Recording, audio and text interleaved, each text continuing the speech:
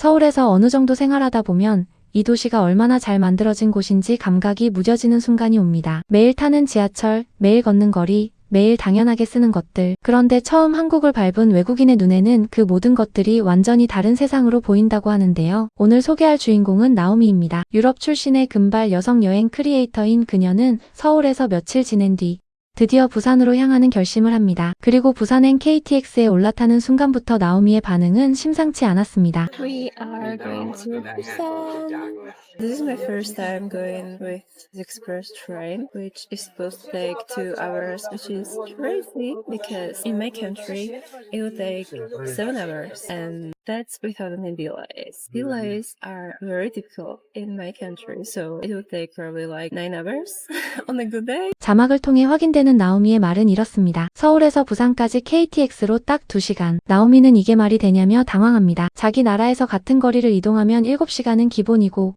연착이 잦은 자국 열차 사정을 감안하면 사실상 9시간도 넘게 걸릴 수 있다고 하는데요. 실제로 유럽의 일부 국가들은 철도 인프라가 낡아 장거리 이동 시 지연이 일상다반사입니다. 2시간 만에 목적지에 정확히 도착한다는 것 자체가 그녀에게는 거의 믿기 힘든 수준의 일이었던 거죠. 그런데 나오미를 진짜 놀라게 한 건 속도만이 아니었습니다. 무선 충전기에 일반 유선 충전 단자까지 함께 달려있는 KTX 좌석, 테이블을 펼쳐서 넓게 쓸 수 있는 구조, 충분한 발 공간, 그리고 출발하는 순간을 알아채지 못할 만큼 고요하고 부드러운 승차감. 나오미는 이 모든 것들을 컬처 쇼크라고 표현하며 연신 카메라에 담습니다. 한국인에게는 그냥 KTX 자리인데 유럽 출신 여행자의 눈에는 비즈니스석 수준의 경험으로 느껴진다는 것이 참 인상적이죠. 그렇게 2시간이 눈 깜짝할 사이에 지나고 나오미는 부산에 첫 발을 내딛습니다. 부산역을 빠져나온 나오미 앞에 펼쳐진 풍경은 바다와 산이 도시 안으로 그대로 녹아든 부산 특유의 스카이라인이었습니다. 한글 간판들이 가득한 거리, 정갈하게 정비된 도로,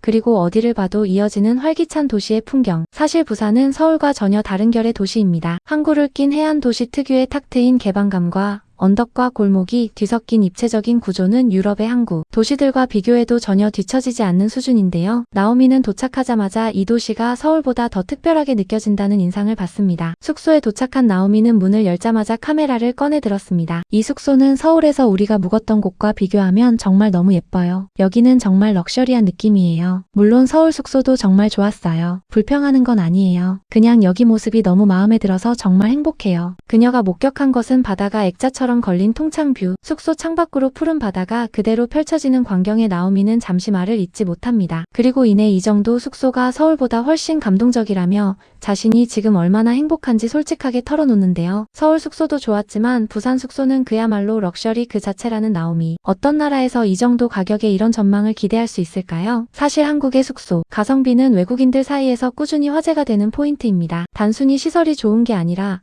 바다뷰 숙소가 여행자들이 충분히 감당할 수 있는 가격대에 존재한다는 점이 특히 외국인들에게는 충격으로 다가오는 경우가 많습니다. 유럽에서 이 정도 뷰를 가진 숙소라면 하룻밤에 수십만 원은 훌쩍 넘기는 것이 당연한 세계이니까요. 다음날 아침 비가 살짝 내리는 날씨에도 나오미는 가볍게 밖으로 나섭니다. 목적지는 해동용궁사. 부산 기장 해안가에 자리한 이 사찰은 바닷가 절벽 위에 세워진 독특한 구조로 인해 전 세계 여행자들 사이에서 한국에서 꼭 가야 할 장소 중 하나로 꼽히는 곳입니다. 빗속에서도 날씨가 어떻든 아름다울 것이라며 기대를 감추지 않는 나오미. 그녀의 그 직감은 정확히 맞아떨어졌습니다. 형형색색의 연등이 줄지어 걸린 사찰 안에서 나오미는 한 특별한 체험에 도전합니다. 불상 머리 위에 물을 3번 부으면 소원이 이루어진다는 이야기를 전해 들은 나오미는 망설임 없이 바가지를 집어들고 체험에 나섭니다. 금빛 불상과 형형색색의 연등이 가득한 사찰 안에서 정성스럽게 물을 붓는 그 모습은 한국의 전통 문화를 온몸으로 흡수하려는 진심이 그대로 느껴지는 장면이었습니다. 해동용궁사는 그 이름처럼 바다 위에 떠있는 궁궐 같은 풍경으로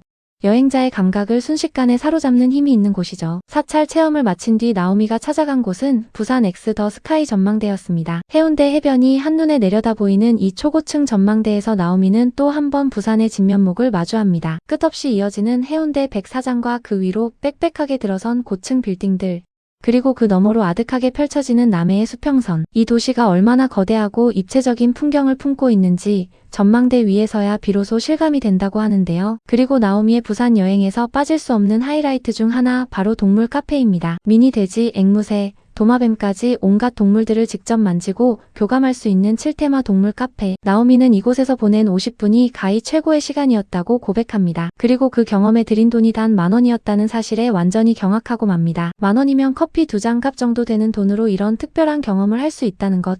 사실 한국인들에게는 너무나 익숙한 이야기이지만 외국 여행자의 눈에는 도저히 이해가 안 되는 가성비인 거죠. They're so adorable. Oh my god. I want to take them all home, especially the piglet. This was definitely the best 50 minutes spent and the best 10,000 won spent here. That was so good.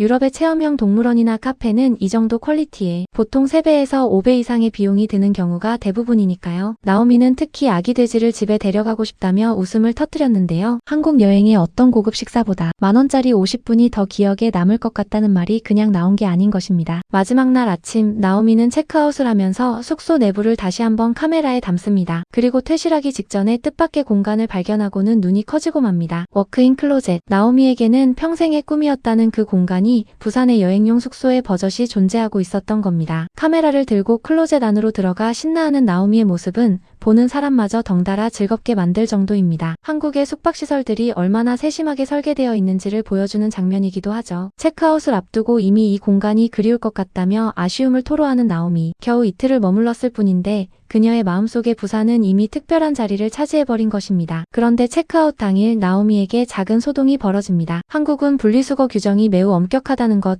여러분도 잘 아실 텐데요. 퇴실 후 쓰레기를 버리러 간 나오미는 전용 쓰레기 봉투가 없다는 이유로 관리인에게 제지를 당하고 맙니다. 숙소에서 제공해준 봉투가 있었지만 알고 보니 그건 해당 구역에서 사용하는 규격 봉투가 아니었던 거죠. 반시간 가까이 편의점을 뒤지고 끝내 봉투를 찾지 못한 나오미는 결국 숙소 호스트에게 정중히 사정을 전달하고 떠납니다. 그런데 이 에피소드가 흥미로운 이유가 있습니다. 분리수거 때문에 이렇게까지 애를 먹을 정도로 한국의 폐기물 관리 시스템이 정교하다는 것, 역으로 생각하면 그만큼 한국이 환경관리에 진심인 나라라는 뜻이기도 합니다. 외국인 눈에는 불편할 수 있지만 그 불편함이 사실은 한국 사회 전체가 함께 지켜가는 규칙이라는 거죠. 나오미도 결국 이 경험에 대해 불평보다는 한국의 규정이 정말 철저하다는 감탄을 더 많이 남겼습니다. 그리고 나오미는 부산의 마지막 일정으로 송도 해변과 흰여울 문화마을을 찾습니다. 에게해의 산토리니를 닮았다는 별칭을 가진 흰여울 문화마을. 파란 바다를 배경으로 오밀조밀하게 들어선 골목길과 벽화들은 그 어떤 유명 관광지의 견조도 결코 뒤지지 않는 아름다움을 품고 있습니다. 나오미는 이 마을을 거닐며 부산 여행을 조용하게 마무리하는데요. 3일이라는 짧다면 짧은 시간이었지만 KTX의 충격부터 동물 카페의 가성비, 분리수거 소동까지 나오미가 부산에서 마주한 한국의 모든 장면들은 그녀에게 오래도록 남을 경험이 됐을 것 같습니다. 누군가의 시선을 빌려 내 나라를 다시 바라볼 때 평소엔 그냥 지나쳤던 것들이 새롭게 보이곤 합니다. 10,000원짜리 동물 카페, 2시간 만에 닿는 KTX, 분리수거조차 허투루 넘기지 않는 시스템. 이 모든 것들이 우리에게는 일상의 풍경이지만 나오미에게는 부산이라는 도시를 평생 기억하게 만든 이유였습니다.